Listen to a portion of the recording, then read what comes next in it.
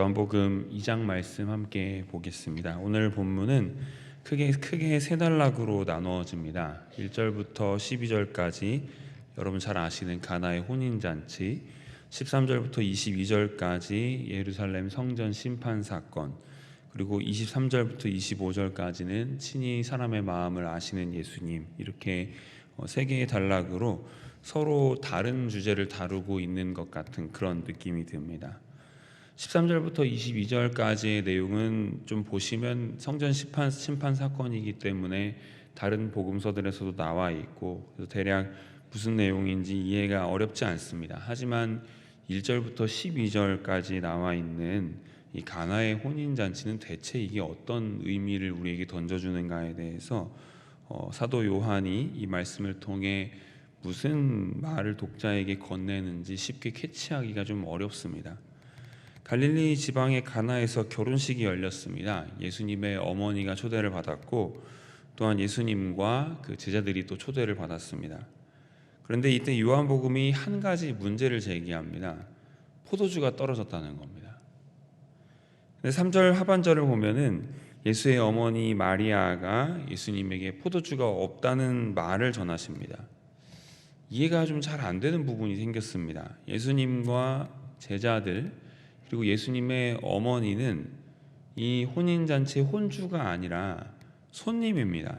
그런데 왜 예수님의 어머니는 포도주가 없는 것을 본인이 왜 또 해결을 하려고 했는지도 모르겠고, 또 신랑 신부 같은 혼주들에게 말하지 않고 왜 그거를 왜 예수님에게 이야기를 했을까라는 의문이 생깁니다. 또 4절에 보시면 예수님의 반응도 좀 흥미롭습니다. 보통 일반적인 상황이라면 예수님께서 어머니께 이렇게 대답을 하셔야 됩니다. 일반적인 상황이라면요, 아니 그걸 왜 저에게 이야기하십니까? 라든지 아니면 예, 제가 그 내용을 신랑 신부에게 전달하겠습니다. 뭐 이렇게 이야기를 해야지 정상적인 상황 아니겠습니까? 이렇게 대화가 오가야 되는데 4절을 보십시오. 여자여, 내게 나와 무슨 상관이 있나이까? 내 때가 아직 이르지 아니하였나이다.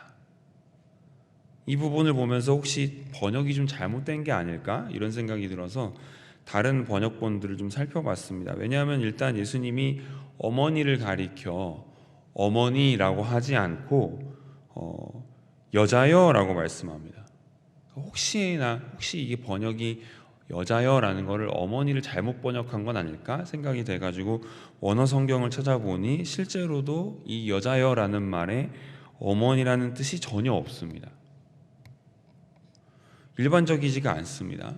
아까부터 계속 일반적이지 않은 얘기들이 지금 계속해서 벌어지고 있습니다.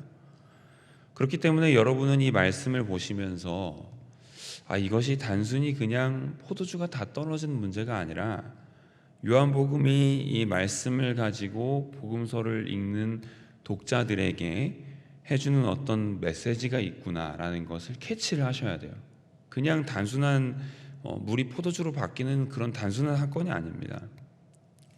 이해가 안 되는 부분이 계속 이어지고 있습니다. 4절 하반절 보시면은 예수님이 내 때가 아직 이르지 아니하였다라고 말씀합니다. 이것도 무슨 말입니까? 예수님의 때가 이르지 아니하였다라는 얘기를 왜 이 상황에서 왜 이런 얘기를 왜 하시냐고요. 또 5절을 보십시오. 예수님의 어머니는 예수님께서 분명히 방금 전에 완곡하지만 아무튼 거절하는 듯한 말씀하셨음에도 불구하고 하인들에게 명령합니다. 뭐라고 명합니까? 5절 하반절에 보시면 너희에게 무슨 말씀을 하시든지 그대로 하라. 이렇게 이제 명령하십니다. 아무튼 왜 그런지는 모르겠습니다. 왜 이런 상황이 벌어졌는지는 모르겠지만 하인들은 이제 그 말씀대로 그대로 하기 시작합니다. 그것도 좀 웃기죠, 그죠? 하인들이 왜 예수님의 어머니의 말을 듣고 지금 신랑 신부의 혼인 잔치를 하는 마당에 왜 손님의 말을 듣고 있는지 하인들이 그것도 좀 약간 이상합니다. 아무튼 하인들은 이제 그 말씀대로 하기 시작합니다. 6절에서 우리는 정결 예식을 위한 돌 항아리 6개를 발견하게 됩니다. 예수님은 하인들에게 그 정결 예식 돌 항아리에 물을 가득 채우라 라고 말씀하십니다. 하인들은 그대로 합니다. 또 8절에서 예수님은 그 항아리를 연회장에게 갖다 줘라 라고 하인들에게 명하십니다. 하인들은 또 그대로 합니다. 놀랍게도 그 물은 물이 아니라 포도주가 됐습니다. 연회장이 마셨을 때 그 물은 이미 좋은 포도주가 되어 있었습니다. 요한이 왜 이야기를 적었던 걸까요? 예수님이 물로 포도주를 만든 어떤 기적을 행하신 그 기적 때문에 요한이 이 내용을 기록한 걸까요? 사람들이 예수님이 물로 포도주를 만드신 것 때문에 예수님을 그냥 그 이유 때문에 믿게 되는 거라면 그냥 예수님을 구원자라기보다는 요술사 정도로 생각하게 될 겁니다. 사람들을 만족시켜 줄 수 있는, 예를 들면 돌로 떡을 만들 수 있는, 그래서 사람들의 욕구를 충족시켜 줄 수 있는 그런 종류의 요술사 말씀인 거죠. 또한 이 사건을 바라보는 우리도 역시 우리가 예수님을 믿는 이유는 그냥 예수님이 어떤 놀라운 그런 기적들을 베푸시는 분이셔서, 그래서 어떤 초능력을 갖고 계신 분이셔서 그래서 믿는 거라고 우리도 말하게 될 것입니다. 그리고 그것은 여러분 사도 요한의 의도가 아닙니다. 요한이 이 혼인잔치에서 물로 포도주를 바꾸시는 그 장면을 보게 되었을 때 그 어떤 기적 자체에 어떤 예수님의 초능력 때문에 이 본문이 중요하다고 실어놓은 게 아니에요.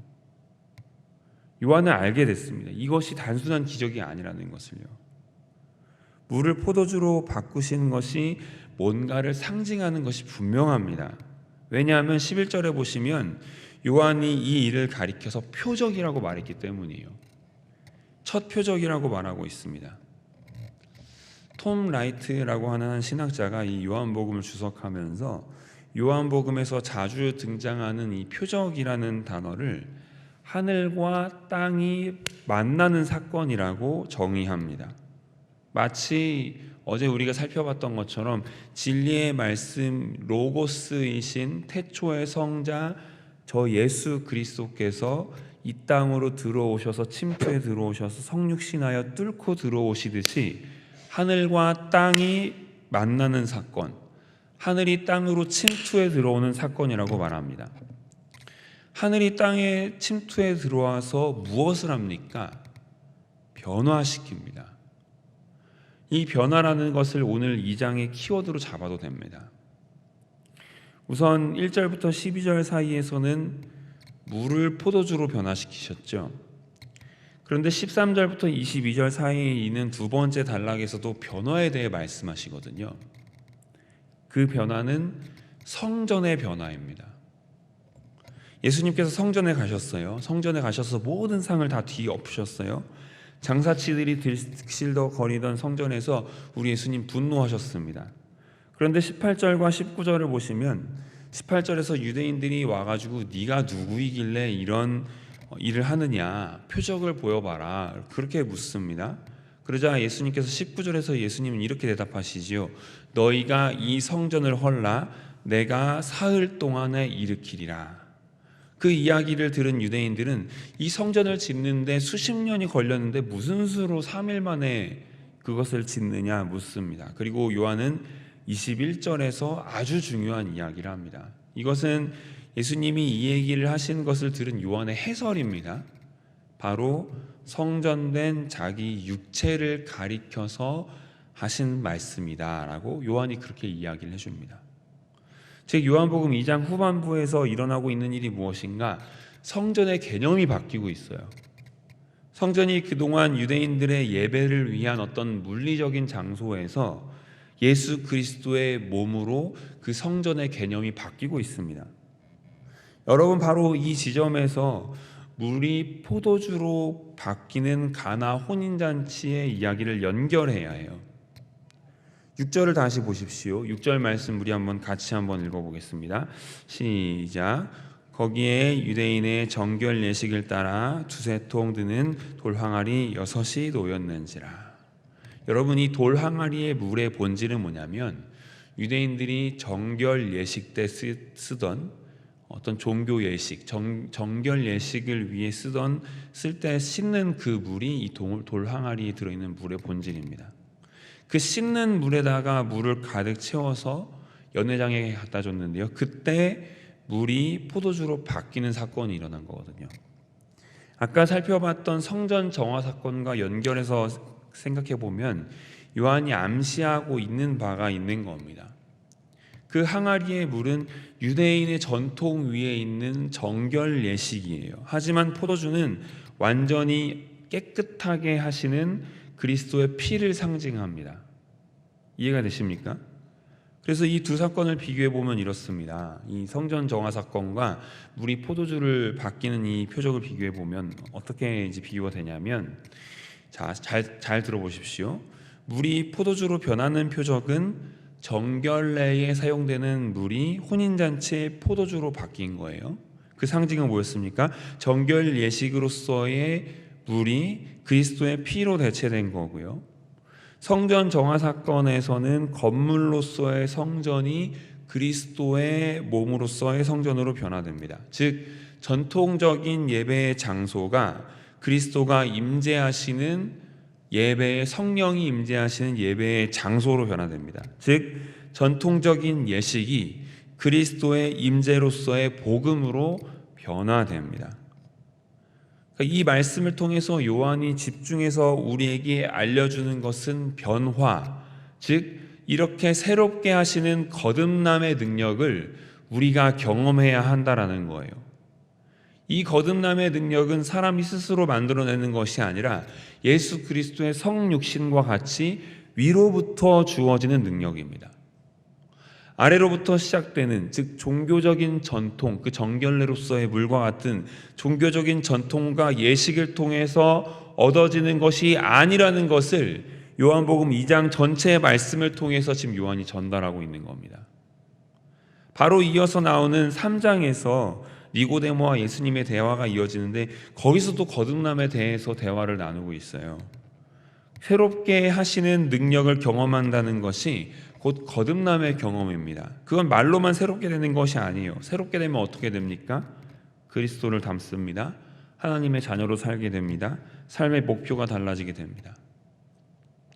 우리는 지금 변화하는 이 시대, 흔들리는 터전 위에 서 있는데, 이럴 때에도 우리의 신앙인의 목표는 무엇인가? 우리가 노력해서 만들어가는 그런 새로워지는 것이 아니라 저 위로부터 주어지는 새롭게 하시는 그 능력을 항상 힘입어서 건물로서의 교회를 넘어서서 예수 그리스도의 몸된 교회로 살아가는 것입니다. 그러려면 어떻게 해야 됩니까? 사람이 스스로 변화될 수 있습니까? 그럴 수 없습니다. 사람이 할 수 있는 것이 무엇인지 가나 혼인잔치에서 보여줍니다. 사람이 과연 스스로 변화될 수 없다면 뭘 할 수 있는가? 거기에 대해서 가나 혼인잔치에서 보여주는데요. 그것을 순종과 기다림이라는 단어로 요약할 수 있습니다. 3절부터 5절까지 말씀을 다시 한번 같이 읽어보겠습니다.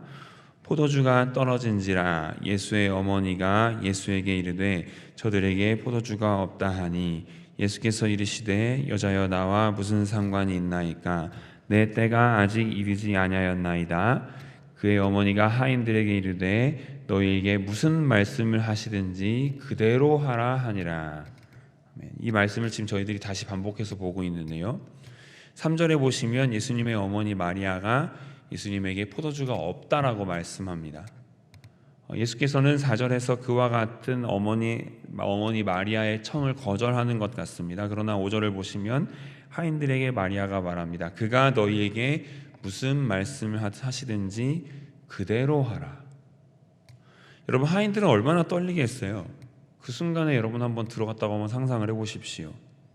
이 떨리는 순간을 참아내면서 그대로 따라갑니다.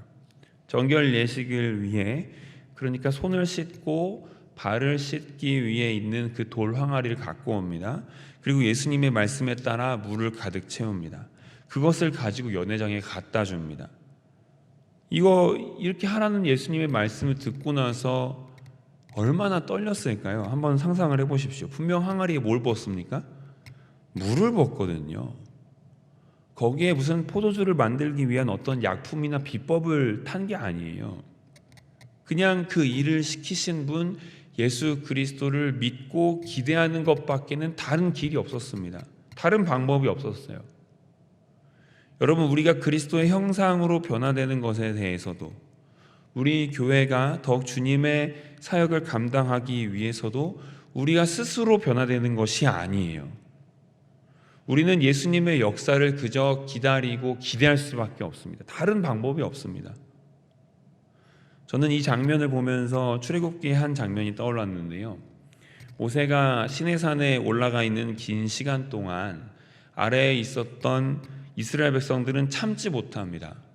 기다리지 못해요. 그리고 금송아지를 만들었죠. 아론은 그와 같은 이스라엘의 범죄에 있어서 핵심에 서게 됩니다. 기다리는 것이 참 중요합니다. 우리의 삶을 살아감에 있어서도 항상 주님보다 앞서지 않고 뒤처지지도 않고 그 발걸음을 잘 맞춰가는 것이 중요합니다. 사랑하는 교우 여러분, 주님을 바라보면서 주님을 기다리고 우리의 생각은 접어두는 것에 사실 많이 훈련이 돼야 됩니다.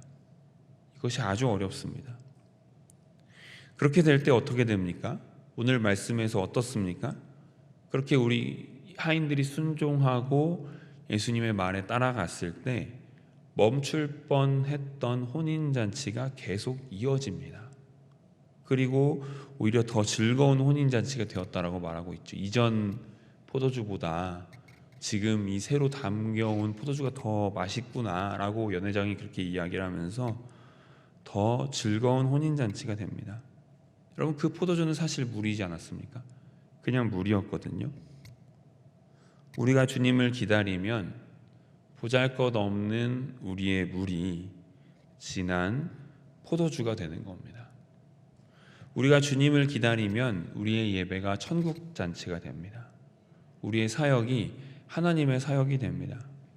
우리가 주님을 기다리면 그곳에서 우리의 직장과 가정이 예배의 장소가 됩니다. 그런 삶을 여러분 사모하지 않으십니까? 한 가지 더 요한이 아주 중요하게 생각하는 단어를 짚으면서 오늘 말씀을 마치려고 하는데요. 1절 말씀에 보시면 이 포도주 표적이 사흘째 되던 날에 일어났다고 말하고 있습니다. 요한은 어떤 사건으로부터 어떤 사건의 기준점에 대해서 설명하고 있지 않습니다. 그러니까 그냥 사흘째 되던 날이라고 말하고 있어요. 그 어떤 일로부터 사흘째 되던 날이라고 말하지 않습니다. 무슨 기준이 없습니다. 그냥 사흘째 되던 날에 이 일이 일어났다라고 말하고 있습니다. 여러분이 사흘째 되던 날이 무엇을 암시한다고 생각하십니까? 요한이 암시하고 있는 바가 있는 거예요. 아래 성전 정화 사건에서도 예수님이 사흘 만에 이 성전을 일으키겠다라고 말씀하셨거든요. 이어져 있는 것이죠. 예수님의 죽음과 부활을 암시하고 있는 겁니다. 그리스도의 부활과 그리스도와 연합한 우리의 부활로 인해서 우리의 영적인 생명과 삶이 새로워지는 그런 역사를 묘사하고 있는 것이 바로 물이 포도주로 변하는 기적이 암시하고 있는 표적입니다. 그런 변화를 여러분 사모하시지 않습니까? 그러려면은 위로부터 내려오는 그 은혜를 사모하십시오. 변화를 위해 기도하십시오. 순종하고 기다리십시오. 그러면 우리의 천국 혼인잔치가 계속됩니다. 기도하시겠습니다. 사랑과 은혜가 풍성하신 하나님 아버지, 오늘 요한복음 2장의 말씀을 통해 우리에게 참된 변화를 주시는 주님을 바라보게 하시니 감사합니다. 물이 포도주로 변하게 하신 주님의 표적을 통하여 우리의 전통과 노력으로는 결코 이룰 수 없는 새 생명과 새 기쁨이 오직 예수 그리스도의 은혜로 임한다는 것을 깨닫게 하시니 감사합니다. 주님, 우리가 스스로 변하려고 애쓰기보다 주님의 말씀에 순종하며 기다리고 기대하게 하여 주시옵소서. 그리하여 우리의 보잘것없는 물 같은 삶이 주님 안에서 향기로운 포도주로 변화되게 하여 주시옵소서. 성전의 개념이 바뀌어 주님의 몸이 참 성전이 되셨듯 우리의 예배와 삶도 주님이 거하시는 산 예배가 되게 하시고 우리의 가정과 일터도 주님의 임재가 가득한 거룩한 처소가 되게 하여 주시옵소서. 주님, 우리가 주님을 앞서지 않고 뒤처지지도 않으며 주님의 때를 기다릴 줄 아는 믿음을 주시옵소서. 그렇게 기다릴 때 우리의 인생 잔치가 끊어지지 않고 오히려 더 풍성해지게 하여 주시옵소서. 부활하신 주님과 연합하여 우리도 날마다 새로워지는 부활의 생명으로 살아가게 하시고 하나님의 자녀답게 주님을 닮아가는 삶을 살아가게 인도하여 주시옵소서. 예수님의 이름으로 기도드립니다. 아멘.